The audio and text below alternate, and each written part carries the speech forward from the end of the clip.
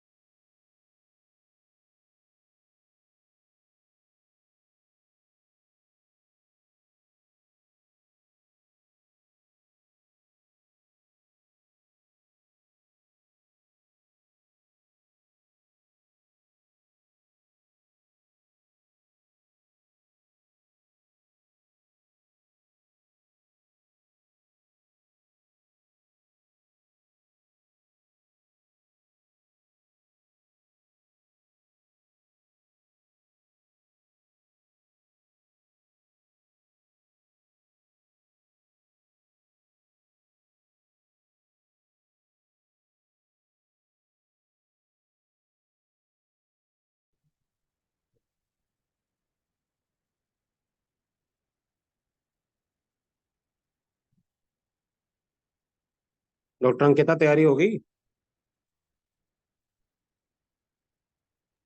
Yes sir. अभी समय है मनीष जी। हाँ प्रणाम सर। हाँ दो, सर, अभी 2 मिनट के समय बाद है। में 2 मिनट के बाद में। जी सर।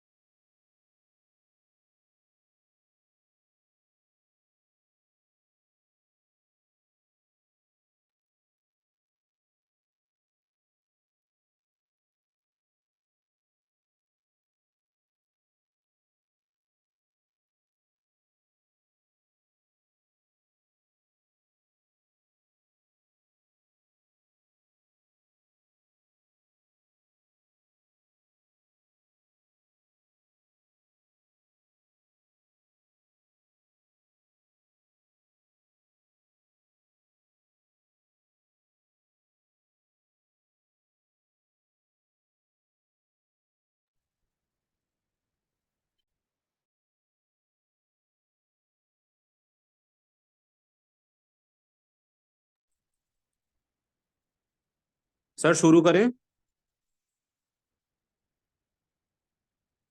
शुरू कीजिए। जी सर। डॉक्टर अंकिता अपना कैमरा ऑन कर लीजिए।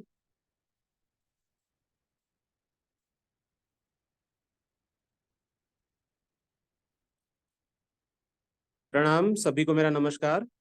मैं डॉक्टर मनीष आजाद सिंह आईएफपीएस के 430वें दिन में आप सभी का स्वागत करता हूं।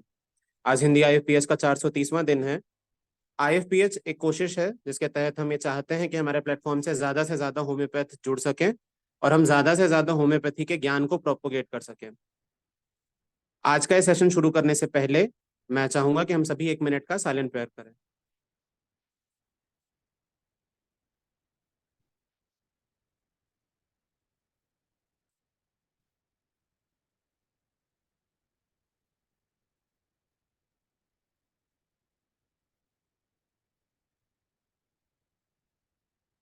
जी धन्यवाद।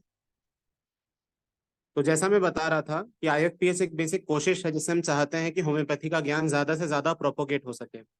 इसी कोशिश के तहत आज की हमारी मेहमान है डॉक्टर अंकिता कुशवाहा। मैं सेशन शुरू होने से पहले डॉक्टर अंकिता के बारे में कुछ बेसिक जानकारी देना चाहूंगा। डॉक्टर अंकिता ने 2021 में अपना बीएचएमएस कंप्लीट किया है GD memorial homeopathic medical college and hospital Patna Bihar से। डॉक्टर अंकिता अभी अपना मास्टर्स कंप्लीट कर रही है मटेरिया मेडिका से from waxen homeopathic medical college and hospital greater Noida UP. Doctor Ankita बहुत टाइम से इंस्टाग्राम पे एक्टिव हैं, करीबन 5 साल से ज्यादा हो चुके हैं। इनके इंस्टाग्राम हैंडल का नाम है होमियो डूडलर, जहाँ पे ये होम्योपैथिक सब्जेक्ट्स पे जानकारी देती हैं, स्टूडेंट्स को काफी चीजें सिखाने की कोशिश करती हैं। और इस समय पे इनके पास 14,000 से ज्यादा फॉलोअर्स हैं। इन्होंने आई लव होम्योपैथी के एक प्लेटफॉर्म के अंडर बहुत सारे वेबिनार्स किए थे जब कोरोना का टाइम चल रहा था, कोविड-19 का। तो उस समय पे इन्होंने काफी सारे वेबिनार्स लिए थे होम्योपैथी के ज्ञान को और बढ़ाने के लिए। इन्होंने काफी सारे हेल्थ कैंप में पार्टिसिपेट किया है, जो कि इनके कॉलेज कंडक्ट कराता है। जैसे आशा की किरण एक एनजीओ है जो कि फिजिकली और मेंटली डिसेबल बच्चों के लिए वर्क करता है, उसमें भी इन्होंने पार्टिसिपेट किया है। इन्होंने बहुत सारे स्टेट और नेशनल लेवल सेमिनार में पार्ट लिया है। ऑब्वियसली हमारी आईयूपीएस की मॉडरेटर हैं, काफी लोग पहचानते हैं इन्हें। एंड टीम होम्योपैथिका, जिसमें संजीव सर बेसिकली डायरेक्टर है टीम होम्योपैथिका के, तो उसके तहत इन्होंने 2 सेमिनार्स कंडक्ट कराए हैं उसके।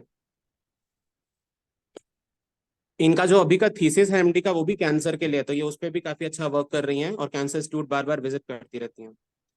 आज का इनका टॉपिक है होम्योपैथी में क्रोध का रिलेशन समझाने के लिए। तो मैं चाहूंगा कि आप अपना आज का सेशन शुरू करें और इस बारे में हमें समझाएं। Thank you so much sir. और पहले सबसे पहले मैं थैंक यू करना चाहूंगी साहनी सर को, जिन्होंने मुझे प्लेटफॉर्म प्रोवाइड किया है, और साथ में आपको भी सर, क्योंकि आपने ही मुझे पुश किया था ज्वाइन करने के लिए। तो thank you so much sir. मैं स्क्रीन शेयर करूँ फिर?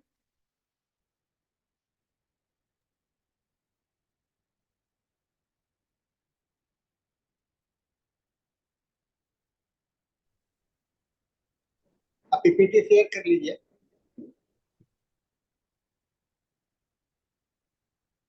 सर विजिबल है? हाँ।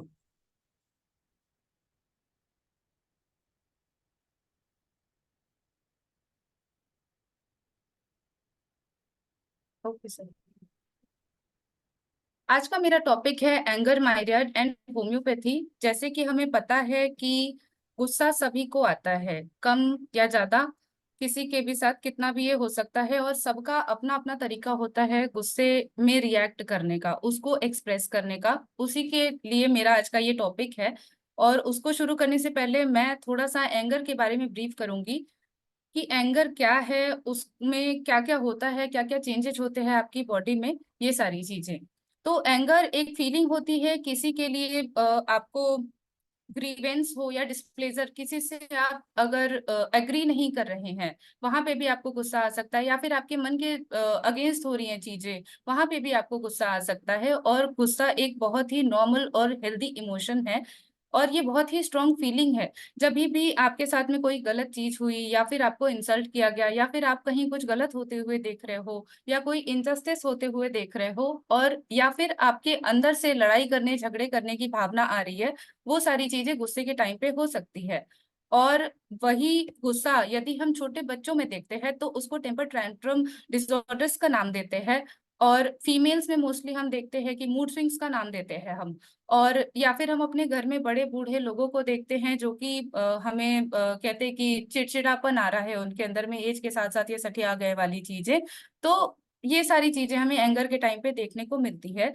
और सभी अपने जीवन में कभी ना कभी, अगर जो लोग कहते भी हैं कि नहीं हमें तो कभी गुस्सा नहीं आता, तो ऐसा हो ही नहीं सकता, कभी ना कभी उन्हें गुस्सा आया ही होगा। कहाँ से ये गुस्सा ओरिजिनेट होता है या क्रिएट होता है? तो हमारे ब्रेन में दो छोटे छोटे आलमंड के शेपेड एमिगडेला एक स्ट्रक्चर होता है, जहां से हमें ये कोई भी अगर थ्रेट आ रहा हो, अगर कहीं से भी हमारे दिमाग को लग रहा है, तो वही ये सिग्नल्स क्रिएट करता है, और फिर वहां से कैटेकोलामाइन नाम के न्यूरोट्रांसमीटर्स जनरेट होते हैं, जिसकी वजह से हमारा जो सडन एंगर का आउटबर्स्ट होता है, एनर्जी रश जो हम बोलते हैं, कि एड्रेनलिन रश हो रहा है बॉडी में, मतलब थोड़े बहुत चेंजेस हमें देखने को मिलते हैं कि हाथों पैरों में सडन ब्लड का रश हो गया, फेस बिल्कुल फ्लश्ड हो जाता है, और या फिर कोई मतलब कि हार्ट रेट बढ़ जाता है, आपका बीपी रेज हो सकता है। ये सारी चीजें ये कैटेकोलामाइन की वजह से ही होती है। तीन टाइप्स होते हैं एंगर के। एक होता है पैसिव एग्रेसिव एंगर, जिसमें कि पर्सन जो होता है वो अपने गुस्से को रिप्रेस यानी कि सप्रेस करने की कोशिश करता है, उन जो भी सिचुएशंस हैं उनको डील करने से वो भागता है, लेकिन कहीं ना कहीं जाकर के बाद में जब वो फटता है तो बहुत ही अनहेल्दी और अंडरमाइनिंग वेज में वो एक्सप्रेस करता है। दूसरा होता है असर्टिव एंगर। इसमें आपको कोई भी फिजिकल थ्रेट नहीं देखने मिलेगा, इसमें सिर्फ पर्सन जो है वो उस सिचुएशन को बोल करके कामली एक्सप्लेन करने की कोशिश करता है, और जो भी सिचुएशन क्रिएट हुई है गुस्से वाली उसको डिफ्यूज करने की कोशिश करता है, और ये बहुत ज्यादा हार्मफुल नहीं होता है सामने वाले पर्सन के लिए। एंड थर्ड जो टाइप है वो है ओपनली एग्रेसिव एंगर, जो कि नाम से ही पता चल रहा है कि बहुत ज्यादा एग्रेशन हमको देखने को मिलेगा। पर्सन जो है वो फिजिकल या वर्बल दोनों तरीके से रिएक्ट कर सकता है, चाहे वो चिल्ला सकता है, चाहे वो मार सकता है, और सामने वाले पर्सन को वो इमोशनली या फिजिकली किसी भी तरीके से हर्ट कर सकता है। दो तरीके से और आप एंगर को एक्सप्रेस कर सकते हैं, एक होता है वर्बली, एक होता है नॉन वर्बली। नाम से ही समझ में आ रहा है कि वर्बली मतलब कि अपने गुस्से को यदि हम बोलकर, सिर्फ बोलकर आवाज ऊंची कर ले रहे हैं, या किसी के लिए बुरा भला कह रहे हैं, कुछ लोग होते हैं गुस्से में श्राप देने लगते हैं, भाई उसके साथ ऐसा हो जाए वैसा हो जाए, तो इंसल्टिंग चीजें या हर्टफुल चीजें हम बोलते हैं दूसरे पर्सन के लिए, वो एक तरीका होता है सिर्फ वर्बली एक्सप्रेस करने का। ये एक वीडियो है, आवाज आ रही है सर?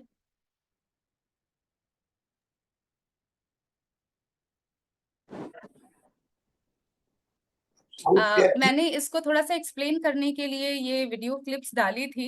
ये कबीर सिंह का मूवी का अपना जाहिर कर रहा है। शायद इसमें आवाज नहीं आ रही, बट मैं ऊपर ऊपर बता देती हूँ कि आप साउंड शेयर कीजिए, साउंड शेयर कीजिएगा तब। साउंड साउंड शेयर किए हैं, साउंड को शेयर कीजिए। जब पीपीटी अपलोड किया ना उसी समय में साउंड शेयर का उसी में मोर में देखिएगा ना, मोर में जाइएगा तो sound share. Sir share computer sound से हो जाएगा क्या? वो ऑफ है मेरा। हाँ, आप शेयर साउंड कर दीजिएगा तो हो जाएगा। आप साउंड मार के मुंह फोड़ साले का। अच्छा मार के दिखा, अगर मार दिया ना तो कपड़े उतार के कनॉट प्लेस में नंगा नाचूंगा।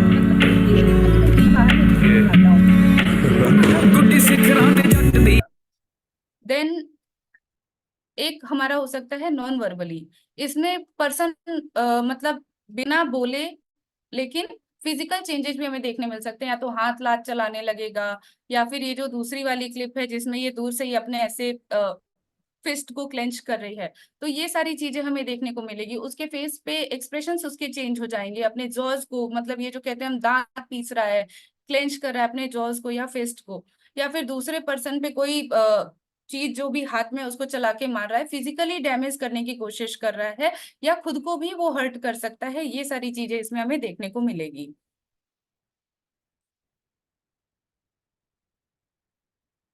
फिर कॉजेज क्या क्या हो सकते हैं, कुछ कॉमन ट्रिगर पॉइंट्स हैं जिसकी वजह से एंगर हो सकते हैं, जैसे कि किसी लव्ड वन को आपने लॉस कर दिया, या आपकी जॉब चली गई, या फिर बहुत ही कॉमन है यंगस्टर्स में कि ब्रेकअप हो गया है, इस वजह से बहुत गुस्सा आ रहा है, दुखी है, या फिर जॉब में आप अच्छा परफॉर्म नहीं कर पा रहे हो, या आपको कोई टास्क दिया जा रहा है आप उसको अच्छे से नहीं कर पा रहे हैं, फिर बहुत ज्यादा थका थका फील हो रहा है, उस टाइम पे भी बहुत इरिटेबिलिटी या गुस्सा आता है किसी किसी को। और या फिर कोई ऐसा इंसिडेंट या एक्सीडेंट आपकी जिंदगी में हो सकता है जिसकी वजह से कोई ऐसी कंडीशन आ गई कि आपकी बॉडी में ऐसे फिजिकल चेंजेस आ गए कि आप बेड पे पड़े हुए हो, या आपका एक साइड पैरालाइज हो गया, आप कुछ कर नहीं पा रहे हो, या आपकी आंखों की रोशनी चली गई, जो कि अनएक्सपेक्टेड था होना और वो चीज आपके साथ में हो गई। तो उस चीज को लेकर भी लोगों को गुस्सा आता है, या तो जिसकी वजह से एक्सीडेंट हुआ हो, और या फिर लास्टली लोग भगवान पे छोड़ देते हैं कि भगवान ने सिर्फ मेरे साथ ही क्यों ऐसा किया। तो किसी भी तरीके का इन सब चीजों से गुस्सा जो है वो ट्रिगर हो सकता है। और दूसरा कि कुछ मेडिकल कंडीशंस भी ऐसी होती हैं जिसमें कि हमें ये देखने मिल सकता है, जैसे कि डिप्रेशन के केस में, सब्सटेंस अब्यूज के केस में, बाइपोलर डिसऑर्डर और या फिर एडीएचडी के केसेस में। और कोई भी एक्सटर्नल या इंटरनल इन्फ्लुएंसेस हो सकते हैं, कोई भी पर्सन या कोई भी इवेंट आपको गुस्सा दिला सकता है। जैसे कि यदि हम मंदिर में लाइन में लगे हुए हैं, कोई हमारे सामने आके, बहुत देर से हम खड़े थे लेकिन हमारे आगे कोई आके खड़ा हो गया, तो वो एक छोटा सा इंसिडेंट है, लेकिन अंदर ही अंदर आपको गुस्सा आ जाएगा कि अरे हम तो इतनी देर से खड़े थे लेकिन ये तो आगे आ गए हमारे। फिर भी लेकिन आप कुछ कर भी नहीं सकते हो वहां पे, क्योंकि आप मंदिर में खड़े हैं या बैंक में खड़े, जो भी है, रिएक्ट नहीं कर रहे हो लेकिन अंदर ही अंदर गुस्सा आ रहा है। या फिर कभी कोई जगह पे आप इमोशनली हर्ट हुए हो, या कोई तरह का पेन हो आपको, या कोई चीज आप कन्फ्रंट नहीं कर पा रहे, अंदर ही अंदर आपको गुस्सा आएगा वहां पे भी। फिर कोई इमोशनल पेन या फियर, लोनलीनेस या कोई लॉस का केस है, वहां पे आप अगर उसको डील नहीं कर पा रहे हैं तो वहां पे गुस्सा एज अ सेकेंडरी इमोशन आपका निकल के आता है उन चीजों को, क्योंकि आप डील नहीं कर पा रहे तो आप वहां पे गुस्से का सहारा ले रहे हैं। गुस्से में चीजें मतलब होता है कि अरे बहुत इसको छोड़ दो, अभी शांत रहने दो वरना भड़क जाएगा, ऐसा वाला चीज, वो वाली सिचुएशन जो है वो भी आ सकती है। फिर किसी फिजिकल पेन, या फिर कोई डर का भावना है हमारे अंदर में, या फिर कोई अटैक से हम खुद को प्रोटेक्ट करने के लिए, या कोई फ्रस्ट्रेशन है हमारे अंदर, उससे बचने के लिए भी गुस्से को एज अ रिएक्शन हम यूज कर सकते हैं। फिर ये 3 टर्म्स हैं जो कि एंगर के बहुत ही क्लोजली रिलेटेड है, जो कि केंट रेपर्टरी में भी हमें मेंटल सिम्टम्स में देखने मिलता है। इरिटेबिलिटी, क्वारलसम और रेज। इरिटेबिलिटी जो है वो एंगर का सबसे लोवेस्ट वाला इंटेंसिटी है, जिसको हम कहते हैं चिड़चिड़ापन होना। बहुत ही इजी एक्साइटेबिलिटी वाला स्टेट है, छोटी छोटी बातों पे हमें चिड़चिड़ हो जाती है, और ये गुस्से का सबसे लेसर इंटेंसिटी है। देन आता है क्वेरलसम, ये एंगर से थोड़ा और ज्यादा इंटेंसिटी वाला है, जैसे कि झगड़ालू प्रवृत्ति के लोग जो हम कहते हैं, वो लोग क्वेरलसम में आते हैं, और इनको आर्गुमेंट करने का कोई ना कोई बहाना चाहिए होता है। कुछ भी छोटा सा पॉइंट ढूंढ लेंगे लड़ाई करने का, और या फिर डिसएग्रीमेंट कहीं भी आ जाए, बहस हो जाए, ये वाली चीजें आती हैं। और थर्ड है इसमें जो, वो है रेज। ये सबसे हाईएस्ट इंटेंसिटी होती है एंगर की, और यहाँ पे एंगर जो हमारा है वो बहुत ही वॉयलेंट और अनकंट्रोल्ड वे में एक्सप्रेस करते हैं लोग। इवन यहाँ तक कि किसी को मारने का, उसके प्रति इतनी नफरत हो जाती है कि उसको मतलब जान से मारने तक की टेंडेंसी आ सकती है रेज की कंडीशन में। फिर रिएक्शंस के बेसिस पे एंगर के कुछ टाइप्स है जो मैंने सिंथेसिस रेपर्टरी से रूब्रिक सिलेक्ट किए हैं थोड़े से, जैसे कि mind anger biting with desire biting. इसमें फर्स्ट ग्रेड की रेमेडीज है arsenic, arum triphyllum, baryta carb, belladonna, lyssinum, medorrhinum and stramonium. Mind anger cursing with, इसमें 3 रेमेडीज है थर्ड ग्रेड की, cicuta, ignatia, natrum mur. Mind anger despair with, इसमें third grade की remedies है spongia, tarentula, vanilla. Mind anger jealousy with, जलन के साथ में गुस्सा, hyoscyamus, lachesis, lyco, nux vom and puls, ये थर्ड ग्रेड की रेमेडीज है। Mind anger laughing anger with, गुस्से में इनको हंसी भी आ रही है, इसमें सेकंड ग्रेड की रेमेडीज है क्रोकस और प्लेटिना, एंड थर्ड ग्रेड की है lachesis, lyco and rhus tox. Mind anger striking with, second grade की रेमेडीज है इसमें natrum carb, and third grade की है argentum metallicum, bufo, platina, spongia, strontium carb, tarantula and tuberculinum. Mind anger taciturnity with, गुस्से में एकदम कुछ बोलना ही नहीं चाहता है ये पेशेंट, तो उसमें हमारे पास सेकेंड ग्रेड की रेमेडी है इग्नेशिया, एंड थर्ड ग्रेड की है ammon mur, natrum mur, puls, strontium carb, sulphuric acid और veratrum. Mind anger trembling with triples at aconite, arsenic, baryta carb, chamomilla, hepar sul, nitric acid, natrum mur, nux vom and staphysagria. And mind, anger, weakness with irritability. Irritability के साथ साथ कमजोरी भी आ जा रही है इनको गुस्से में, तो इसमें फर्स्ट ग्रेड की रेमेडी है चाइना एंड थर्ड ग्रेड की है कालीफॉस एंड रूटा। फिर माइंड, एंगर, फ्राइट आफ्टर, किसी चीज से डर गए उसके बाद में गुस्सा आया, एकोनाइट। माइंड, एंगर, इंटरप्शन फ्रॉम, कोई काम कर रहे हो उसमें अगर इंटरप्ट कर दिया और उसमें गुस्सा आ गया, तो सेकंड ग्रेड की रेमेडीज है इसमें chamomilla, dulcamara, helleborus and nux vom. And third grade की है cocculus and graphites. Mind, anger, violent, breaking everything, इसमें आती है single remedy nux vom. Mind, weeping, anger during, second grade की remedies chamomilla, coffea. And third grade में है natrum mur, nitric acid and sulphur. और कुछ फिजिकल कंप्लेंट्स है जो कि हमें एंगर के साथ में देखने मिल सकती है, जैसे कि mind, anger, disease about his cantharis. Mind, anger himself with constipated when, जब भी इसको कॉन्स्टिपेशन होगा तब खुद पे गुस्सा आएगा, सिंगल रेमेडी है इसमें एलोज। माइंड, एंगर, जब भी ये भूखा होगा, calcarea phos, lycos, sulphur, third grade. Mind, anger with complaints abdomen in, जब भी इसके एब्डोमेन की कोई कंप्लेंट्स होगी इसको गुस्सा आएगा, सेकंड ग्रेड में कैमोमिला, थर्ड ग्रेड में colocynth, staphysagria and sulphur. Mind, convergence, anger after, इसमें फर्स्ट ग्रेड की है calcarea, chamomilla, cuprum, ignatia, kali, brom, nux vom और पल्स। सेकंड ग्रेड में है bufo, lyco, moschus, opium, phosphorus and staph. And third grade में है causticum. Mind, fever, anger after, इसमें first grade की रेमेडीज है chamomilla, sepia, staph. And third grade में cocculus petroleum. Mind, paralysis, anger after one side on, इसमें single remedy है staph. Mind, anger with suffocative attack, इसमें second grade की remedy chamomilla. Mind, anger, respiration difficult with arnica, arsenic, cuprum, dulcamara, medo, staph, thuja, ये third grade की है। Second grade में ignatia, rhus tox. And first grade में chamomilla. Skin discoloration yellow गुस्से के बाद में, ऑरम म्यूर, नेट्रोनेटम, ब्रायनिया, ये है सेकेंड ग्रेड की। Nux vom first grade and natrum sulph and sulphur third grade.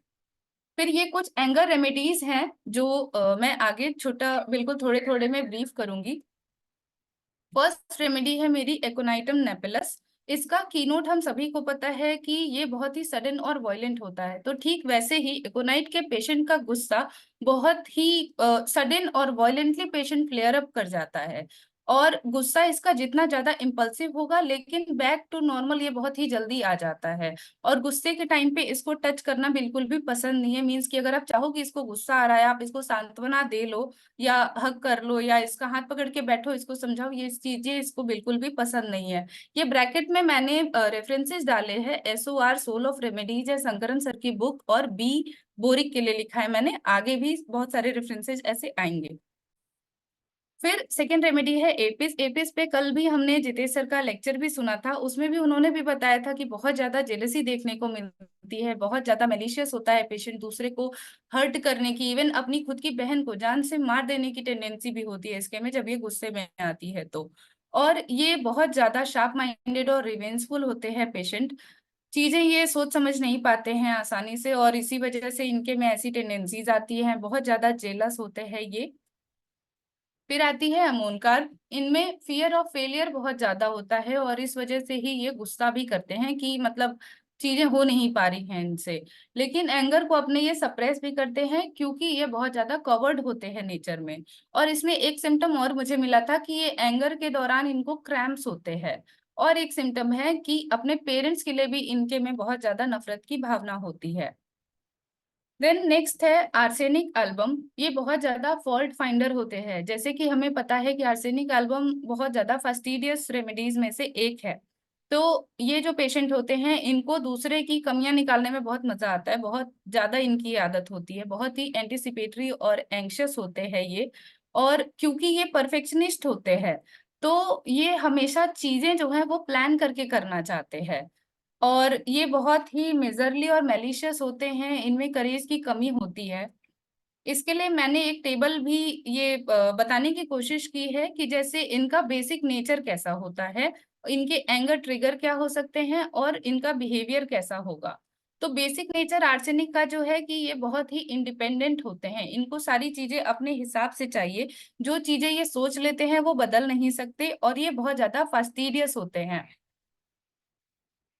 Fastidious होते हैं ये बहुत ज्यादा, कि मतलब लोगों के इनको मतलब हार्ड टू प्लीज होता है। फास्टिडियस का मतलब किसी भी चीज से बहुत जल्दी ये प्लीज नहीं कर सकते आप, इनको बहुत टाइम लगता है। और दूसरा कि परफेक्शनिस्ट है ये किसी भी चीज के लुक को लेकर के, तो सब कुछ एकदम परफेक्ट चाहिए इनको। तो इनका एंगर ट्रिगर भी ऐसा ही होता है कि कहीं भी थोड़ी सी भी गंदगी दिख जाए, अनटाइडीनेस दिख जाए, उसकी वजह से इन्हें गुस्सा आ सकता है। या फिर कहीं कोई चीज इनएफिशिएंसी के साथ हो रही हो या कोई चीज वेस्ट हो रही हो, तब इनको बहुत गुस्सा आता है। और गुस्से में इनका बिहेवियर ऐसा होता है कि जो सोफिस्टिकेटेड आर्सेनिक पेशेंट होते हैं वो अपने गुस्से को हाइड करने की कोशिश करते हैं और या फिर अपने गुस्से को सप्रेस करते हैं। और लेकिन सप्रेशन भी बहुत लंबे समय तक नहीं हो सकता है इनका। तो जब इनका कोई इरिटेशन ऐसा हो जाए जो कि ये इग्नोर ही ना कर पाए, तो फिर इनके बिहेवियर में हमें कड़वाहट देखने को मिल जाती है। और फिर वहां पे इनका फिजिकल या वर्बल दोनों तरीके का एग्रेशन हमें देखने को मिल सकता है। और ये जो शुरू में मैंने 3 टर्म्स बताए थे जो कि एंगर के बिल्कुल नजदीक होते हैं, तो उसमें हमें आर्सेनिक में इरिटेबिलिटी, क्वारलसम और रेज, ये तीनों ही रूब्रिक में आर्सेनिक रेमेडी हमें मिलेगी। दूसरी मेडिसिन है ऑरम मेटालिकम। इनको स्लाइटेस्ट कंट्राडिक्शन भी बहुत गुस्सा दिला देता है, और ये लोग जो होते हैं ये कंट्राडिक्शन से बहुत ज्यादा सेंसिटिव होते हैं, और उसके बाद में बहुत ही सडन और एक्सप्लोजिव आउटबर्स्ट होता है इनका। ऑरम मेटालिकम के पेशेंट बहुत ज्यादा मेलांकोलिक होते हैं, इनमें सेल्फ वर्थ की बहुत ज्यादा कमी होती है और सेल्फ स्टीम की भी बहुत कमी होती है, और ये पेशेंट बहुत ही होपलेस होते हैं। और इनको कहीं ना कहीं ये लगता है कि इनकी जो भी सिचुएशन है करेंट, उसका मतलब ये खुद को ही दोषी मानते हैं। ये चीज की वजह से भी इनको बहुत गुस्सा आता है। और ये जो ऑरम मेटालिकम रेमेडी है, ये क्रॉनिक डिप्रेशन के साथ में अगर एंगर हमें देखने को मिल रहा है तो उसके लिए बेस्ट सूटेड रेमेडी है। ऑरम मेटालिकम के पेशेंट्स में हमें सुसाइडल थॉट्स भी देखने को मिलेंगे, और अगर हम उस टाइम पे ऑरमेट देते हैं तो वो बेस्ट रिकवरी शो करेगा। एंड लास्ट लाइन है राइटियस एंगर। राइटियस एंगर का मतलब होता है कि इनको मोस्टली गुस्सा जो है वो एकदम सही चीजों के लिए आता है, मतलब इनके अकॉर्डिंग जो चीज बिल्कुल मॉरली सही है, परफेक्ट, मतलब जो चीज सही है उसी के लिए ही इनको गुस्सा आता है। ऐसा नहीं है कि उल जुलूल रीजंस या बिना बात के ही इनको गुस्सा आ जाए, ऐसा नहीं होता है। इस टेबल के माध्यम से यदि हम समझे तो इनका जो बेसिक नेचर है वो ऐसा है कि लोग इनको बहुत ही इंटेलिजेंट, ऑनेस्ट और रिस्पॉन्सिबल समझते हैं। तो ये सोसाइटी को मतलब इस तरीके से ही अपने आप को प्रेजेंट करते और रहते भी हैं कि लोग इनकी हर चीज को सुने समझें, और उनका अप्रूवल इनको चाहिए होता है। दूसरा है कि प्रेस्टीज वाइटल होते हैं, मीन्स इनको अपनी प्रतिष्ठा बहुत प्यारी होती है। जो एक कहावत है कि प्राण जाए पर प्रतिष्ठा ना जाए, वो बिल्कुल औरम के लिए सूट करती है। और ये जो पेशेंट होते हैं ये क्रिटिसिज्म के लिए बहुत ज्यादा सेंसिटिव होते हैं, और इस कारण से इनका जो एंगर ट्रिगर है वो भी क्रिटिसिज्म की वजह से ही आता है कि अगर सोसाइटी से कहीं से किसी तरीके का कोई डिसअप्रूवल आ रहा है तब इनको बहुत ज्यादा गुस्सा आता है। और या फिर कोई भी लोग इनको कंट्राडिक्ट करें, अगर इन्हें इजीली एक्सेप्ट ना किया जा रहा हो इनको या इनकी बातों को, तो इन्हें बहुत गुस्सा आता है। और या फिर इन्हें कहीं से भी कोई रिजेक्शन वाली फीलिंग आए, वो भी चीज इनके एंगर को ट्रिगर करती है। यदि बिहेवियर की हम बात करें तो औरम बहुत ही कंट्रोल्ड पर्सन होता है। क्यों? क्योंकि प्रेस्टीज वाइटल, प्रतिष्ठा सबसे ऊपर, तो ये अपने गुस्से को सबसे ज्यादा कंट्रोल करते हैं। दूसरा, बॉटल्स अप वाली जो चीज है कि हमने कोल्ड ड्रिंक की अगर बॉटल देखी है तो शांत बिल्कुल एक जगह रख दो आप, शांत ही रहता है। लेकिन अगर वहीं उसको थोड़ा सा शेक करके, हिला करके यदि आप रखें और फिर उसका ढक्कन खोले तो सडन वो फेंक देता है पूरा कोल्ड ड्रिंक। तो ठीक वैसे ही ऑरम मेटालिकम का गुस्सा होता है। पहले बहुत ही शांत स्थिर तरीके से वो रहता है, लेकिन जहां ही थोड़ा सा ट्रिगर पॉइंट आया, ढक्कन खुला, पूरा गुस्सा इसका बाहर। बहुत ही पावरफुल एंगर होता है इसका जब भी ये टेम्पर लूज करता है अपना। लेकिन हाँ, इसमें गिल्ट वाली फीलिंग भी है कि पहले ये गुस्सा अपना एकदम खराब तरीके से निकालेगा, लेकिन उसके तुरंत बाद ही इसको फिर पश्चाताप वाली भावना भी आ जाती है। इसको बहुत गिल्ट फील होता है कि इसने ऐसे गुस्सा कर दिया। फिर है ये बेलाडोना। एक क्लिप है ये छोटी सी, समझने के लिए। बेलाडोना का की फीचर हमें सबको पता है कि रेड होता है फेस, हॉट फ्लश्ड फेस है, ग्लेरिंग आईज है, थ्रॉबिंग कैरोटिड्स होते हैं, dryness of mouth and throat होता है। इवन देन उसको वाटर बिल्कुल भी पसंद नहीं है, इनको बातचीत करना एकदम ही पसंद नहीं है। ऐसी सिचुएशन से मोस्टली ये भाग जाना चाहते हैं।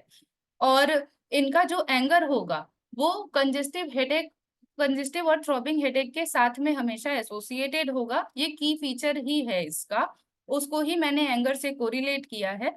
और इनमें एक लाइन और कही गई है कि ये जब बिल्कुल ठीक ठाक रहेंगे तो फरिश्ते की तरह व्यवहार करेंगे, और जहां थोड़ा सा बीमार हुए तो वहां पे ये फिर राक्षस जैसा रौद्र रूप धारण कर लेंगे। तो गुस्से में भी ये बिल्कुल वैसे होते हैं, जब तक नॉर्मल है तो अच्छे से बिहेव करते हैं, और जहां इनको थोड़ा सा पोक किया गया तो बस ये फिर अपना रौद्र रूप धारण कर लेते हैं। इनके में एक फीलिंग होती है कि इनको कोई परस्यू कर रहा है या फिर मार देगा, इस वजह से उन जगहों से ये भाग जाते हैं। और यदि रिएक्ट करेंगे तो बहुत ही वॉयलेंटली और इम्पल्स में आके रिएक्ट करते हैं। फिर आती है हमारी रेमेडी कॉस्टिकम। इसको कॉस्टिकम मतलब कि बहुत ही क्रांतिकारी आदमी। Injustice can not support for everyone. कहीं भी कोई अनजान व्यक्ति भी है तो उसके साथ में अगर किसी भी प्रकार का अन्याय हो रहा हो, या अपनी कोई भी सोसाइटी में किसी के साथ कोई अन्याय हो रहा हो, तो उसको लेकर के इसको बहुत गुस्सा आता है, उस चीज के लिए वो बहुत ज्यादा कॉन्शियस होता है और सेंसोरियस होता है, बहुत ही डोमिनेटिंग नेचर का होता है कॉस्टिकम का पेशेंट। और रिवॉल्यूशनरी, जो मैंने अभी बोला कि क्रांतिकारी आदमी होता है, कि कहीं भी कुछ गलत होते हुए देख रहा है तो ये लीगली स्टैंड करेगा। ऐसा नहीं है कि ये देखेगा कुछ गलत हो रहा है तो ये चला जाएगा वहां से, ये कुछ ना कुछ उसके मतलब हित में बोलेगा ही बोलेगा। इस टेबल के माध्यम से यदि हम समझे तो कॉस्टिकम का बेसिक नेचर होता है कि इसको दूसरों के लिए एम्पैथी बहुत ज्यादा करता है ये, और deeply felt sense of justice, concrete actions to eliminate injustice from community. कहीं भी कुछ गलत होते हुए देख ही नहीं सकता है तो वहां इसको बोलना ही बोलना है और स्टैंड लेना ही लेना है। कोई भी अन्याय ये नहीं होने देगा और वहां पे अपनी आवाज जरूर उठाएगा।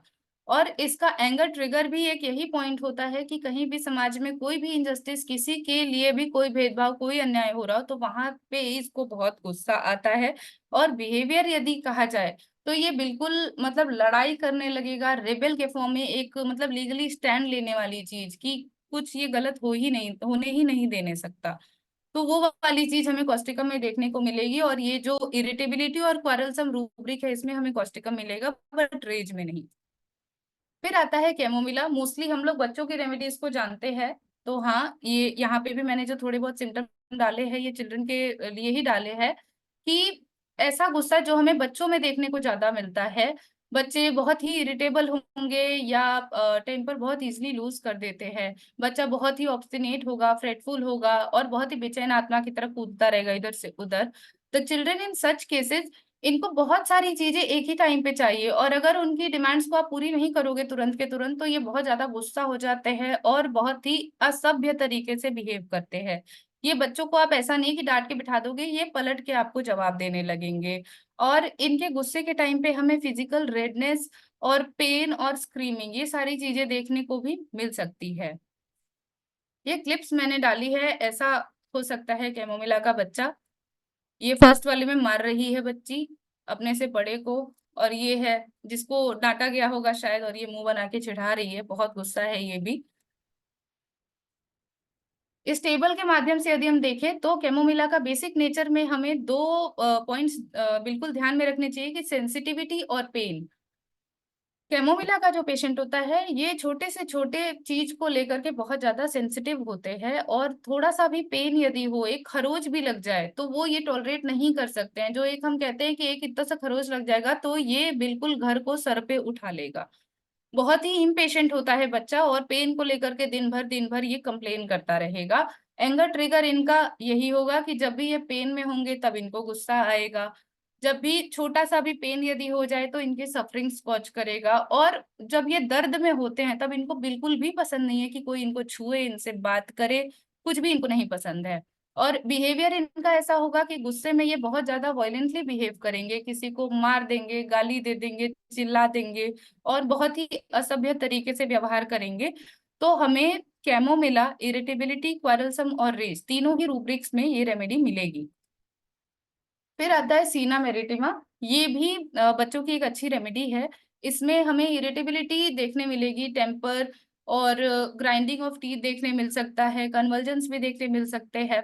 फिर बच्चा बहुत चिल्लाएगा, हाथ और पैरों में जर्किंग्स देखने को मिल सकती हैं, बच्चा बहुत ज्यादा इल ह्यूमर्ड होगा, और इसको भी बिल्कुल टच करना या गोद में लेके घुमा लो आप या कुछ कर लो, कुछ कार लो, ये सब चीजें इसको बिल्कुल भी नहीं पसंद है। और कैमोमिला की तरह ही ये बच्चा भी बहुत सारी चीजों की डिमांड करता है, लेकिन जब आप इनको ला के दोगे तो ये उठा के फेंक देंगे। एक ये क्लिप डाली है मैंने सीना बेबी की।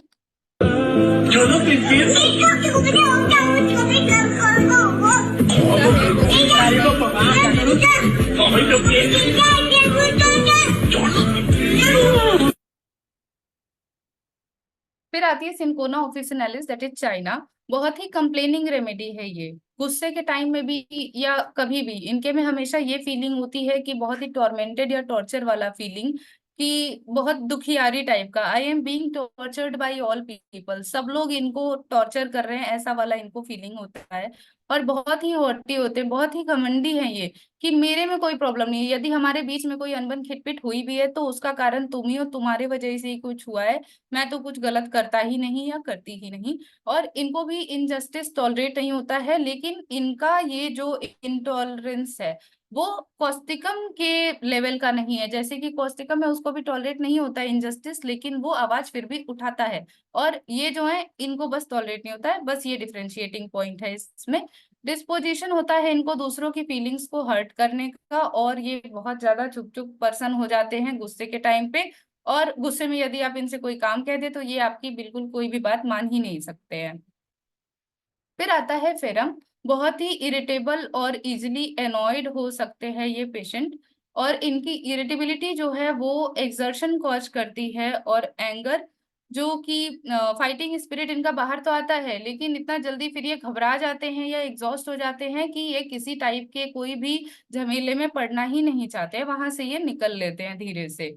They can't tolerate any kind of opposition, इनको बिल्कुल कोई ऑब्स्टेकल, कोई भी रेजिस्टेंस पसंद ही नहीं है अपने रास्ते में, जिसकी वजह से इनको कहीं भी थकना पड़े या बोलना पड़े, अपनी एनर्जी वेस्ट करनी पड़े।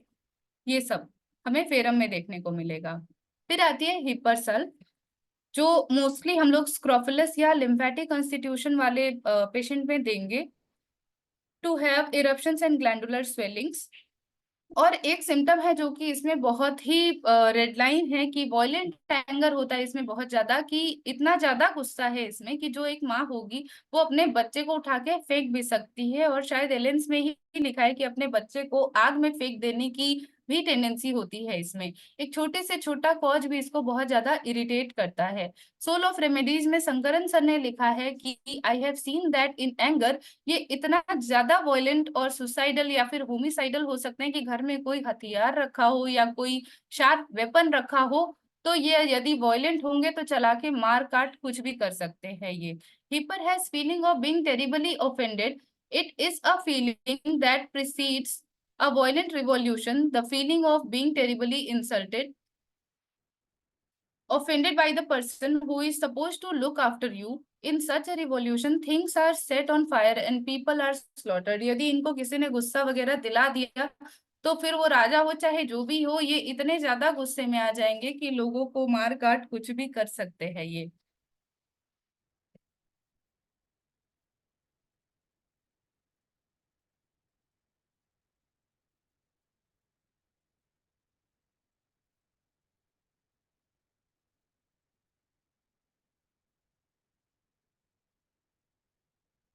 एक केस सर ने उसमें डिस्कस किया है अपनी किताब में, कि एक पेशेंट था जिसकी शर्ट लॉन्ड्री से वापस आई, बट उसपे एक छोटा सा स्टेन रह गया था।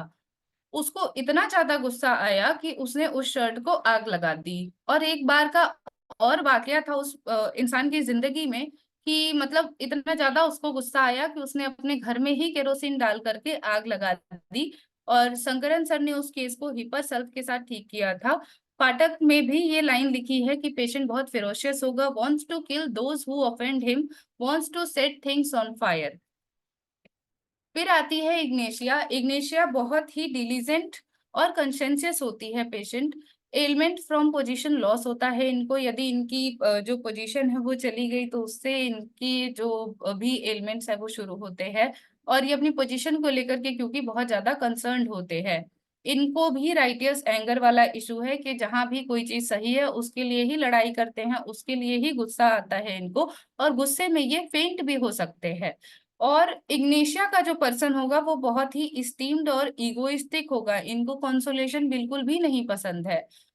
और क्योंकि ये बहुत ही सेंसिटिव टाइप के भी पेशेंट है, तो गुस्से को भी ये बहुत ही डिग्निफाइड वे में एक्सप्रेस करते हैं, यानी कि मोस्टली वर्बल ही होता होगा, कभी भी मारधाड़ तोड़फोड़ ये सब तक नहीं जाएगा इनका गुस्सा। और इनका मूड बहुत ही चेंजेबल होता है और ब्रूडिंग करते रहते हैं ये नेचुरल म्यूर की तरीके से। यदि स्टेबल के माध्यम से हम समझे तो बेसिक नेचर जो इनका है कि ये बहुत ही ओबीडियंट, क्वाइट और यील्डिंग होते हैं, और जो भी मॉरल इम्प्रेशंस है इनके उसको लेकर के बहुत ज्यादा सेंसिटिव होते हैं।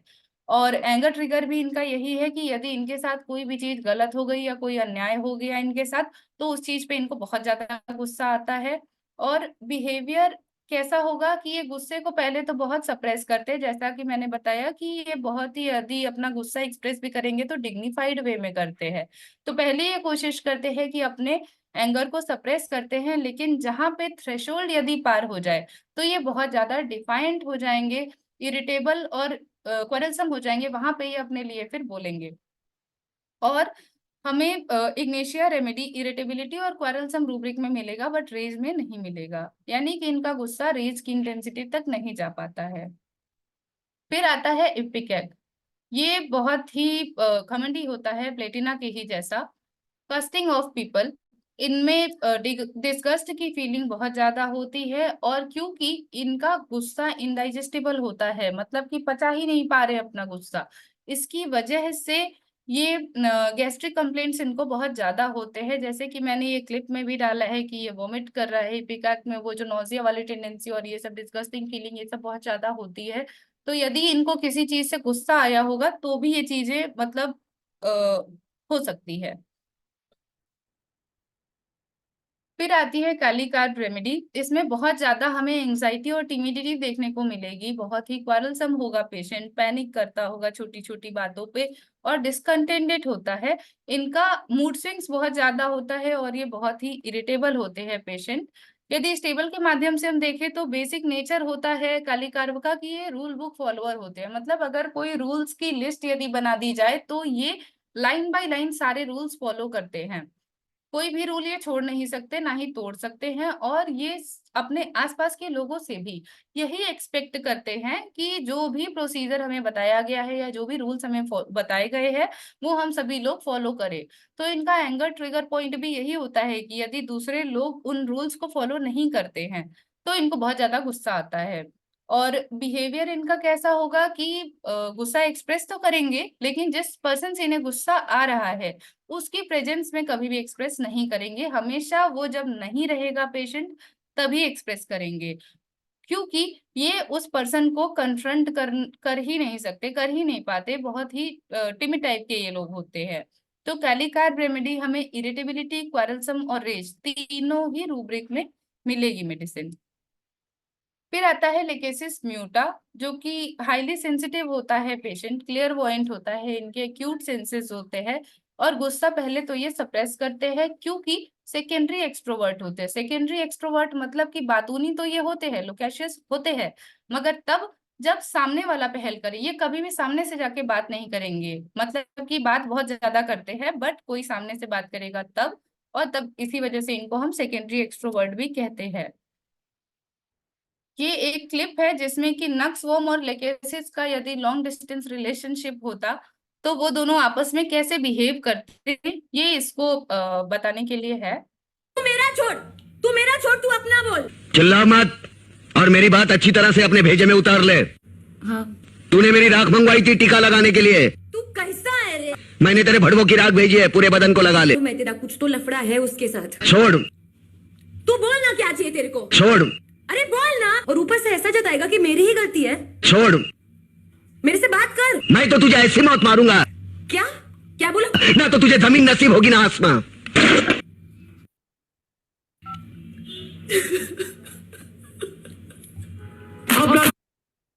यदि इस टेबल के माध्यम से हम इसे समझे तो बेसिक नेचर लेकेसिस का होता है कि इनको जेलसी का फीलिंग इनके में बहुत ज्यादा होता है, बहुत ही ज्यादा इगोइस्टिक होते हैं ये पेशेंट, और इनको रिस्ट्रिक्शंस बिल्कुल भी पसंद नहीं है।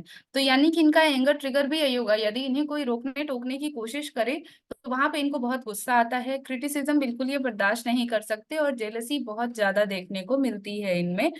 और बिहेवियर इनका ऐसा होगा कि गुस्सा इनका सडन और इंटेंस बिल्कुल रिएक्शन आएगा, बहुत ज्यादा फ्यूरियस यानी कि खतरनाक हो जाते हैं, खतरनाक तरीके से ये रिस्पॉन्स करते हैं गुस्से में, और बहुत ही ज्यादा रिवेंजफुल भी हो जाते हैं। तो हमें लेकेसिस रेमेडी जो है वो इरिटेबिलिटी, क्वेरलसम और रेज तीनों ही रूब्रिक्स में देखने को मिलेगी।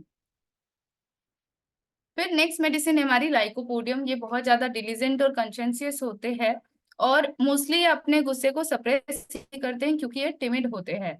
और एक चीज और है इनमें कि ये अपने से इंफीरियर लोगों के साथ में हार्श होते हैं, बट सुपीरियर्स के लिए सॉफ्ट होते हैं। क्यों? क्योंकि ये टिमिड हैं। अपना गुस्सा ये कभी भी अपने बॉस या अपने से सुपीरियर आदमी पे नहीं निकालेंगे, जब भी ये चिल्लाएंगे तो अपने से छोटे आदमी पे चिल्लाएंगे। और इनके में एलिगेंस भी हमें देखने को बहुत मिलता है।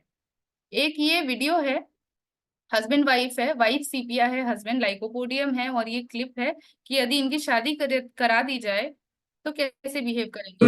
बीवी, जी सरकार। सुबह उठते ही हमें गर्मा गर्म चाय चाहिए, वरना जब मैं बाथरूम से नहा के निकलूं तो कपड़े हैंगर पे टंगे हुए मिलने चाहिए, वरना बीवी, जी सरकार।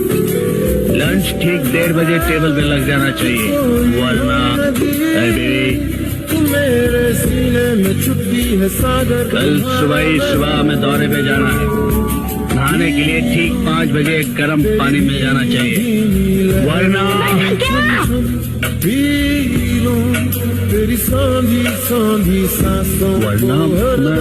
ठंडे पानी से नहा के चले आऊंगा।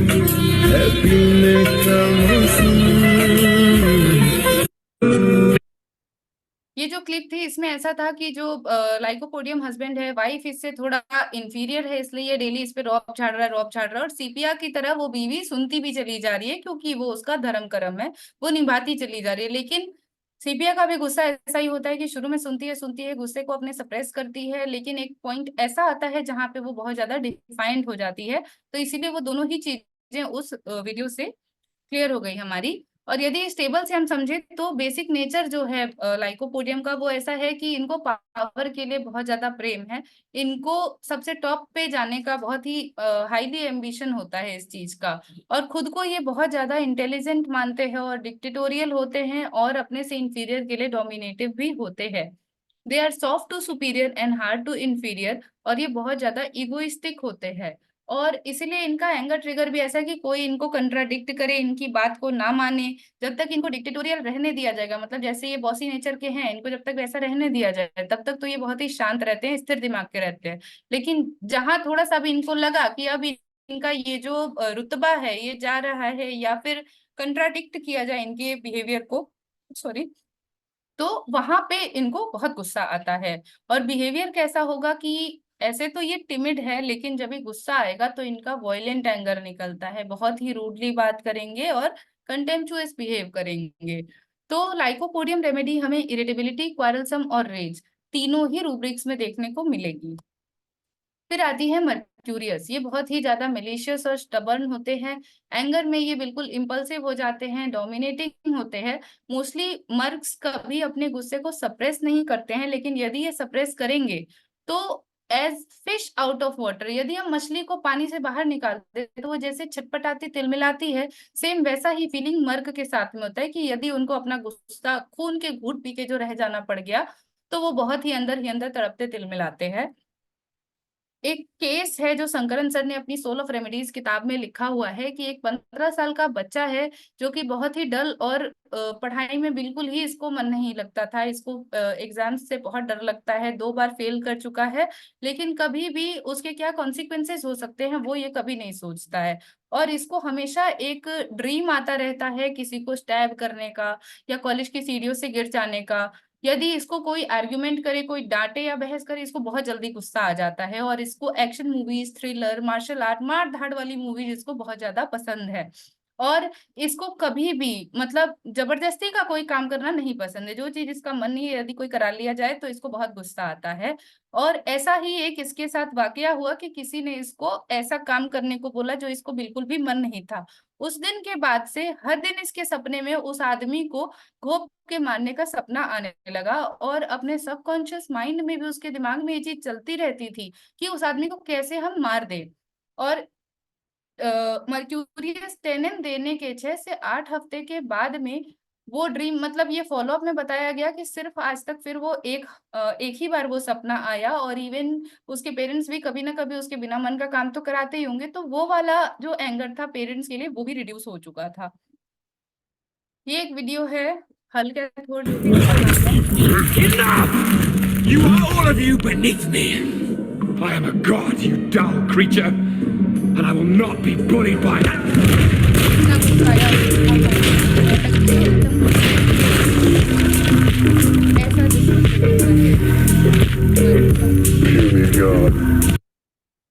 फिर आती है नेट्रोम्यूर। इसको ब्रूडिंग करनी होती है, बहुत ही ज्यादा सोचती विचारती है पेशेंट, इसको सपोर्ट चाहिए हमेशा, लेकिन कभी भी स्टीम अपना शो नहीं करती।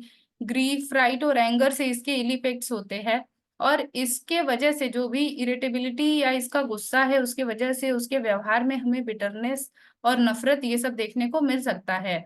और क्योंकि नेट्रोम्यूर उन रेमेडीज में से एक है जो कि जल्दी मूव ऑन नहीं कर पाते हैं, आगे नहीं बढ़ पाते, इनके पिछले पास्ट में कोई चीज इनके साथ हुई हो, तो इस वजह से ये बहुत ज्यादा रिवेंजफुल हो जाते हैं। यदि सोते सोते भी इनको कोई आइडिया सडन आ गया, प्लानिंग प्लॉटिंग अगर ये कर रहे हैं, कोई आइडिया आ गया, तो ये पूरी रात नहीं सोएंगे और बदला कैसे लेना है, क्या करना है, वो प्लान प्लॉट करते करते रात बिता देंगे। ये एक वीडियो है, ये भी कबीर सिंह की ही है। थोड़ा दिमाग थोड़ी कीटिया विच है क्या? कुड़ी कह रही सी मैनू प्यार कर दिया, मैं कह रही हूं मेरे लिए वो सब कुछ है। ये बर्ताव थोड़ा मेरे नाल। I'm a bloody surgeon. कोई रोड साइड रोमिया नहीं है मैं। Who the fuck is this guy? हाँ प्रीति? This is the way it's gonna be. This is the way it is.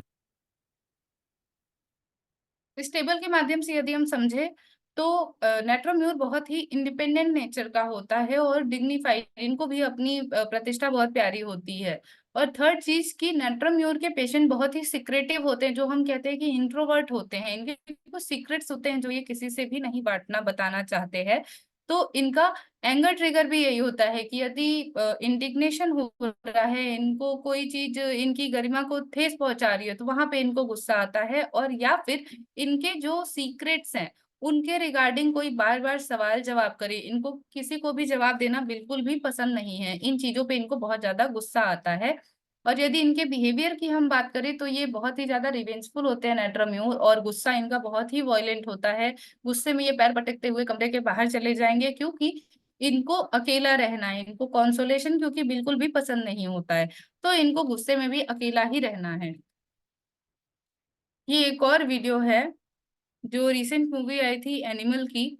इसमें रणवीर कपूर के फादर को कोई मारने की कोशिश करता है, और फिर यहाँ से क्योंकि ये अपने फादर से बहुत ज्यादा इमोशनली अटैच्ड है, तो कहीं ना कहीं इसके दिमाग में वो बदले की भावना चलती है, और लास्टली वो उन लोगों को मार भी देता है। पर गोली चलाई, बलबीर सिंह पर गोली चलाई। मैं वादा करता हूं अपने हाथ से गला काटूंगा। पापा के लिए प्यार जोक नहीं, रोग है। नक्सफोम ये ऐसे पर्सन होते हैं जो कि इजीली ऑफेंड हो जाते हैं, और कोई भी छोटी मोटी सी बात हो उस पर बहुत जल्दी गुस्सा आता है इनको। क्योंकि ये बहुत ज्यादा पैशनेट और जेलस होते हैं, मतलब कि अपने काम को लेकर के बहुत ज्यादा पैशनेट होते हैं, तो इनको कोई भी डिस्टर्ब या इंटरप्ट करे वो इनको बिल्कुल भी पसंद नहीं होता है।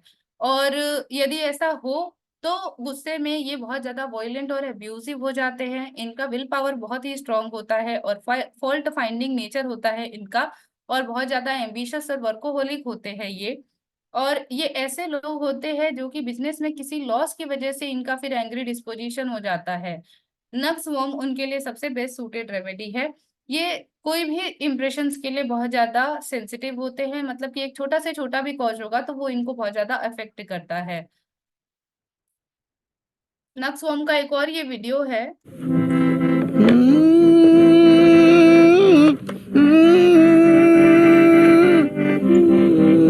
तीसरा काला गायब है, तीसरा काला मैंने बनने वो भेजा। इतने तुम अच्छे ये से यहाँ मगर पर मुझे मेरे साथ गाना माहौल बजा रहे करने हैं आए हो हारमोनियम जब मुझे चाचा इस मुझसे इंटरव्यू कैरेक्टर का करने नाम आए। अच्छा, ये हारमोनियम बजाने का शौक है? तो सामने वाला इनको हारमोनियम टोक बजाने दिया, का शौक है? अबे साले, अबे साले, Abusive। अबे साले, जो माफ करना, मैं जो उससे मैं इधर उधर निकल जाता हूँ। जब हारमोनियम बजा रहा हूँ तो जाहिर है हारमोनियम बजाने का शौक। इसको बिल्कुल भी पसंद नहीं जब है कि आपको कोई इसको हारमोनियम इंटरप्ट करे। यदि टेबल के माध्यम से हम समझे तो बेसिक नेचर जो नक्सोम का है वो बहुत ज्यादा एम्बिशियस होते हैं, परफेक्शनिस्ट होते हैं और कॉम्पिटिटिव और स्किलफुल होते हैं और बहुत ही ज्यादा इम्पेशेंट होते हैं। एंगर ट्रिगर इनका ये होता है कि यदि इनके परफेक्शन के लेवल का काम सामने वाला नहीं कर रहा है तो उस पे इनको बहुत गुस्सा आता है, और यदि ये आराम कर रहे हो या फिर जो भी काम कुछ भी कर रहे हो तो उस टाइम पे यदि कोई इन्हें डिस्टर्ब करता है या इंटरप्ट करता है तो इनको बहुत गुस्सा आता है। और दूसरी बात ये, क्योंकि ये हाईली एम्बिशियस और परफेक्शनिस्ट है तो इनसे कोई सवाल जवाब करे, किसी चीज का इनको जवाब देना पड़े, उत्तरदायी ठहराया जाए तो वो चीजें इनको बिल्कुल भी पसंद नहीं है, तब इनको बहुत गुस्सा आता है। और गुस्से में इनका बिहेवियर बहुत ही इम्पल्सिव और वायलेंट होता है, ये मार धाड़ तोड़ फोड़ सब कुछ कर देते हैं। तो इरिटेबिलिटी और क्वेरलसम में हमें ये देखने को मिलेगा। फिर आती है पेट्रोलियम, बहुत ही टिमिड रेमेडी है, टिमिड पेशेंट होगा। एंगर जो भी है उसका वो सप्रेस करता है मोस्टली, लेकिन यदि वो एक्सप्रेस कर रहा है तो मोस्टली सरकाजम के फॉर्म में, यानी कि वर्बली ही एक्सप्रेस करेगा। छोटी छोटी बातों पे ये बहुत ही जल्दी ऑफेंड हो जाते हैं। फिर आती है सीपिया। सीपिया में सेंसिटिविटी है, फोरसेकन फीलिंग है, इरिटेबल होते हैं, बहुत जल्दी ऑफेंड हो जाते हैं, इनको अकेला रहना पसंद है और चुप चुप रहते हैं ये पेशेंट। और इनको यदि जो काम नहीं करना पसंद है वो यदि इनसे कराया जाए तो इनको बहुत ज्यादा गुस्सा आता है। टेबल के माध्यम से यदि हम समझे तो सीपिया की पेशेंट बहुत ही ज्यादा इंडिपेंडेंट रहना पसंद करती है, और इनका एंगर ट्रिगर भी इसलिए यही होता है कि यदि वो चीज कंट्राडिक्ट की जाए, मतलब कि जो चीज इनको करना नहीं पसंद है वही यदि इनसे कराया जाए, इनकी बातों को ना समझा जाए, तभी इनको बहुत ज्यादा गुस्सा आता है। और बिहेवियर की यदि हम बात करें तो गुस्सा ये पहले तो सप्रेस करते हैं, क्योंकि इनके अकॉर्डिंग इनका जो काम है वही कर्म ही पूजा है टाइप का करते रहते हैं, गुस्सा सप्रेस करते हैं। लेकिन कुछ केसेस में जब थ्रेशोल्ड पार हो जाता है, इनकी सीमा पार हो जाती है सहने की, तब वहां पे सीपिया की पेशेंट जो है वो डिफाइंट हो जाती है और पलट के जवाब देना और या फिर अपने हित में बोलने की चीजें ये करने लगते हैं। फिर है staphysagria, one of the best remedy for suppressed anger, जो कि ऐसा पर्सन जो कि बहुत लंबे समय से उसका एंगर सप्रेस किया जा रहा हो और उसके वायलेंट आउटबर्स्ट हमें देखने को मिल रहे हो, इनके सप्रेशन बहुत सारे हो रहे हो, या फिर इनकी हिस्ट्री हो कोई मेंटली या फिजिकली अब्यूज की, या किसी ने इनको ह्यूमिलिएट किया हो, मीन्स बेइज्जत किया हो, तो ऐसे लोगों के लिए हम स्टेप सोच सकते हैं। बहुत ही डिलीजेंट और कंसेंशियस होते हैं, इनका भी एंगर बॉटल अप, मीन्स की वो बंद कोल्ड ड्रिंक की बोतल है, अगर थोड़ा सा हिला दिया, गुस्सा दिला दिया, फिर ढक्कन खोलेंगे तो वो पूरा गुस्सा इनका फट के बाहर आएगा। बहुत ही डिग्निफाइड होते हैं स्टेफिस एग्रिया, इनका गुड बॉय और गुड गर्ल वाला इमेज है। तो यदि ये जब गुस्सा अपना लूज करेंगे तो भी वो बहुत ही डिग्निफाइड वे में करेंगे। और यदि हम इनकी बात करें कि गुस्सा जब ये अपना टेम्पर लूज करते हैं तो क्या साइंस हमें सबसे पहले देखने को मिलेगा आफ्टर द सप्रेस्ड एंगर, तो उसमें है कि एंगर ट्रेम्बलिंग देखने मिलेगी, एंगर के टाइम पे वॉइस लॉस देखने मिल सकता है, फेस में रेडनेस देखने मिल सकती है, वीकनेस देखने मिल सकता है। और पीछे मैंने रूब्रिक में भी बताया था कि वन साइडेड पैरालिसिस यदि हो जा रहा है तो उसमें सिंगल रेमेडी थी स्टेप, जो मैंने अभी यहाँ पे लिखा है, हेमीप्लेजिया आफ्टर एंगर, गुस्से में सामान उठा के फेंक देंगे, स्ट्राइक डिजायर टू, ये सारे फर्स्ट साइंस हैं इनके। और जब बाद में फीलिंग डिस्परेट हो जाती है, डिमांड बहुत ज्यादा है, तो मतलब ऐसा हो जाता है कि जो डिग्निटी इन्होंने मेंटेन कर रखी थी उसको साइड करके ये पूरा उसके बिल्कुल ऑपोजिट हो जाते हैं, अपनी जो भी रेपुटेशन बनाई हुई है बिल्कुल ही एकदम गुस्सा ऐसा आएगा कि आप उसको एक्सपेक्ट भी नहीं किए रहेंगे। ये क्लिप है बट मैं टाइम के शॉर्टेज की वजह से इसको अभी करती हूँ। स्ट्रॉन्शियम कार्ब एक छोटा ही रेमेडी है, बहुत एंगर के लिए ये नहीं है इम्पोर्टेंट, बट पेशेंट इसका बहुत ही डिलीजेंट और कंशेंशियस होगा। ये मेटल लाइक पर्सनालिटीज होते हैं कि मतलब बहुत ही ये है लोगों से मिलजुल के रहना वाला टाइप का चीज, तो ये गुस्से को अपने सप्रेस करते हैं मोस्टली, और डिग्निफाइड नेचर की वजह से भी गुस्से को अपने ये अंदर रखते हैं। फिर आती है सल्फर। जो कि बहुत ही फ्रिवोलस एटीट्यूड होता है, दूसरों के लिए कोई रिगार्ड नहीं, बहुत ही सेल्फिश होते हैं ये। और दूसरों को मतलब एक होता है कि जहर दे के मार दे, ऐसे कर दे वैसे कर दे, कि मतलब कुछ कर दे कि सामने वाला जिससे ये गुस्सा है वो मर जाए, खत्म हो जाए, ऐसी चीजें इसके दिमाग में आती है। बहुत ही ज्यादा इरिटेबल होता है ये, क्रिटिसिज्म और इंसल्ट के लिए बहुत ही सेंसिटिव है। और इरिटेबिलिटी बहुत ज्यादा है, वॉयलेंट फॉर्म में, पैशनेट होता है ये। टेबल के माध्यम से यदि हम देखें तो बहुत ही इगोइस्ट होगा पेशेंट, खुद को बहुत ही महान समझता है ये, अपने फूलिश प्राइड और एरोगेंस को लेकर के, और अपनी इम्प्रैक्टिकलिटी को ये कभी भी एक्सेप्ट नहीं करता है। और इसका एंगर ट्रिगर भी इसलिए यही होता है कि जो ये बेफालतू की जो बातें करता है उसको लोग जब समझते नहीं है, इसको लगता है कि कोई मेरी बातें समझ नहीं रहा है, और जो ये गलत चीजें बोल रहा है उसको लेकर यदि कोई समझाने की कोशिश करता है तो इसको बिल्कुल भी पसंद नहीं है कि मुझे मत सिखाओ, मुझे मत समझाओ। ऐसी चीजों पे इसको बहुत गुस्सा आता है, और अपने खुद की गलतियों पे भी इसको बहुत गुस्सा आता है। और बिहेवियर की यदि हम बात करें तो बहुत ही वॉयलेंट एंगर होता है, जो सामने वाला व्यक्ति है उसको ये इंसल्ट कर देगा और कभी भी उसके फेस को देखना नहीं चाहेगा, इतनी ज्यादा नफरत आ जाती है इसके मन में। बट क्विक रिपेंटेंस भी होता है इसके में, मतलब कि पश्चाताप की भावना तुरंत, कि अरे मैंने तो उसको गलत बोल दिया, ऐसा बोल दिया। तो सल्फर रेमेडी हमें इरिटेबिलिटी, क्वारलसम और रेस तीनों ही चीजों में देखने को मिलेगी।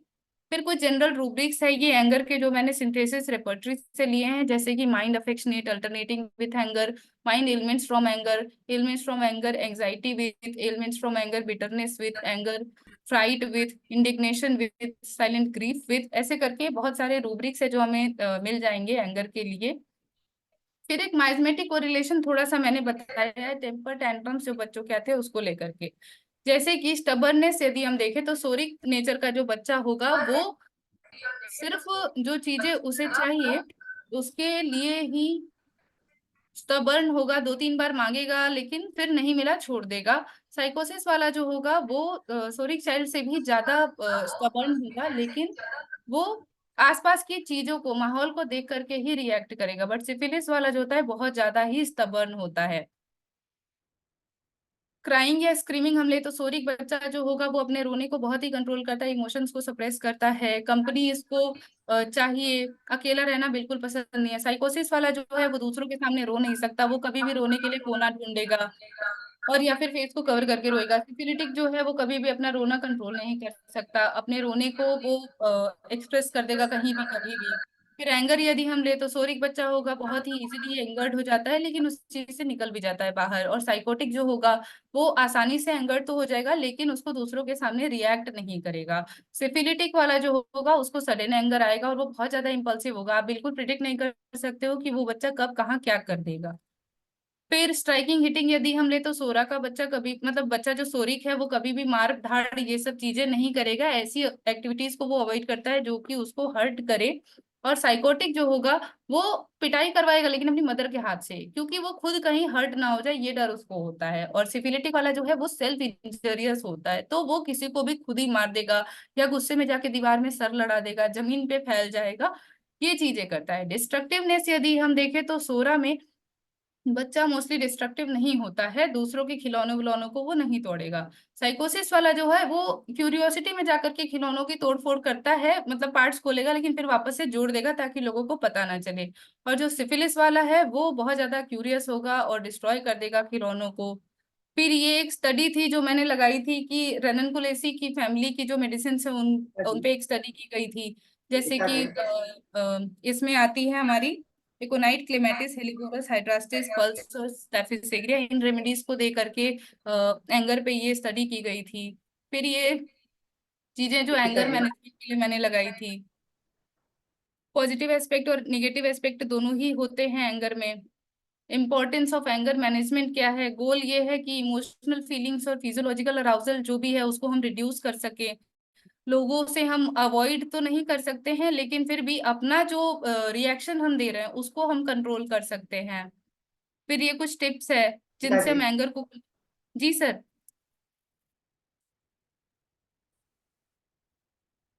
Thank you doctor Ankita, yes sir. काफी लंबा सेशन था। एंड मुझे लगता है आपको ये जो मियाज्म वाला पार्ट था ना, जो आर्टिकल और मियाज्म वाला पार्ट था, इसके लिए आपको यस सर। सेकंड लेक्चर ले लेना चाहिए क्योंकि काफी अच्छा लिखा हुआ है और इसको अगर आप दोबारा अच्छे से डिटेल में समझाएंगे तो शायद ज्यादा अच्छा रहेगा। बट ठीक है, दैट्स इट। काफी अच्छा लेक्चर था एंड काफी कुछ सीखने को मिला, बट क्योंकि अभी टाइम का अभाव है तो मुझे नहीं लगता कि हम लोग कोई सवाल ले पाएंगे। Yes sir. और चैट बॉक्स में कोई क्वेश्चन है भी नहीं, तो अच्छा है, इट्स ओके। काफी ये अच्छा होस्ट सेशन था भी और है, काफी चीजें समझ में आई। जो मेडिसिन का डिफरेंशिएशन था वो बहुत अच्छा था, वो बहुत अच्छा समझ में ट्रांसफर आया। कर दीजिएगा, डॉक्टर धनेश को ट्रांसफर कर दीजिए, डॉक्टर धनेश को होस्ट बना दीजिए। सर आपकी आवाज बहुत ही धीरे आ रही है। मेरी आवाज कम है, अब बढ़ा? हेलो, जी सर। आवाज बढ़ा मेरा? थोड़ा सा सर। तो आप सर मुझे सही आ रही है। Okay sorry. अंकिता जी, आप खाली जी सर। आप होस्ट में डॉक्टर धनेश को होस्ट में चेंज कर दीजिए। मेरा कनेक्ट डिस्कनेक्ट हो गया तो आपको होस्ट बना दिया गया है। Yes sir.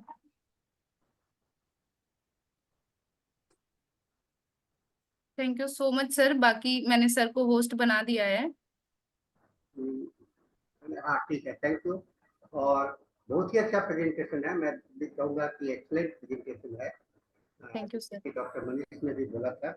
और फिर इसी तरह से कोई और टॉपिक लेकर के आइए। एंगर एक बहुत प्राइमरी माने इमोशंस के रूप में माना जाता है। जी सर।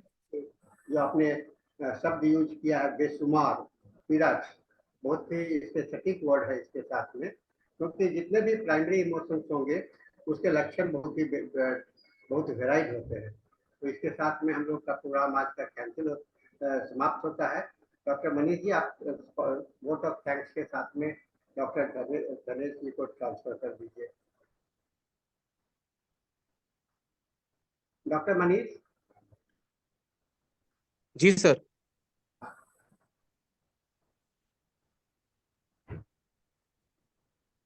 इस तरीके से हमारा हिंदी सेशन समाप्त होता है and the time is for the English session now, so over to the English session.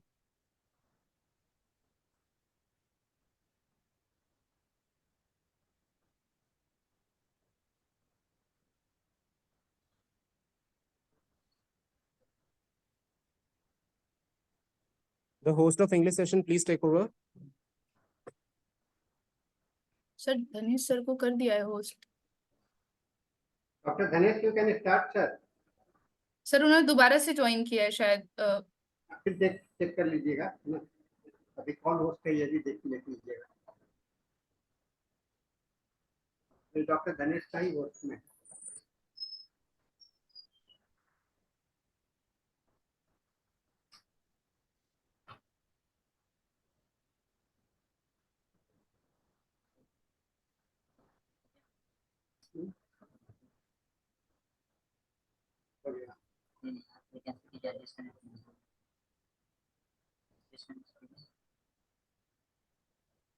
Is anyone from the English session here? Sir Dhanesh sir ने दोबारा ज्वाइन किया है, बट आई गेस अब क्योंकि उनका पिछला वाला यूजर नेम ही होस्ट था तो वो शायद खुद को कैसे करेंगे को होस्ट, मुझे लग रहा है वही। मुझे दोबारा से होस्ट बनाया गया सर, मैं दोबारा किसको बनाऊं? ओके सर, धनेश सर का नाम धनेश जय सिंह हम के नाम से दिखा रहा है हाँ। क्या? Okay.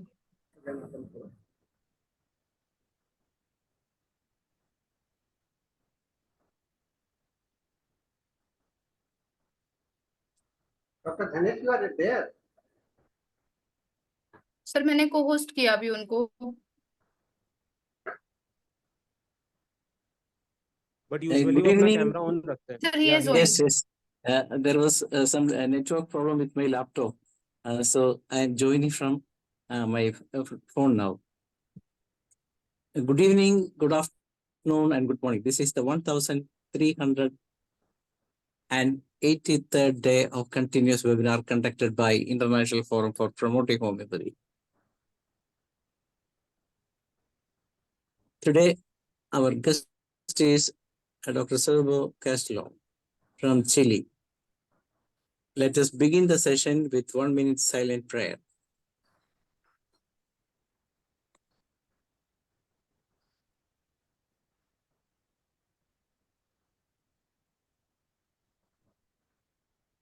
Thank you all. The International Forum for Promoting Homeopathy comprises of homeopathic lovers doctors and students. And we have started our sessions on 4 years back, and we have all these sessions going in very good way now. And just we completed our Hindi session, and today's our guest is Dr. Sergio Castillo Martisna. He's a dental surgeon by profession, and he's a homeopath and master in social communication, diploma in applied political science, and having diploma in integrative medicine. He's a creator of Panamix YouTube channel, and he's always a very good writer. He's working for homeopathy also. Today's topic is adding forces, a new strategy, homeopathy and its relationship with integrative medicine and therapeutics. Let us welcome the guest of the day, Dr. Sergio Castillo. Welcome, doctor. Let me make you co-host now. Please wait.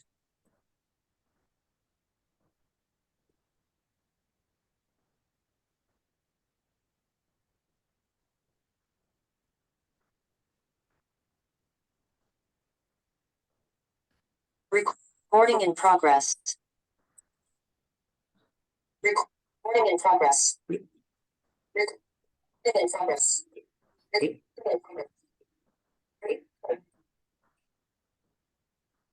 Please wait.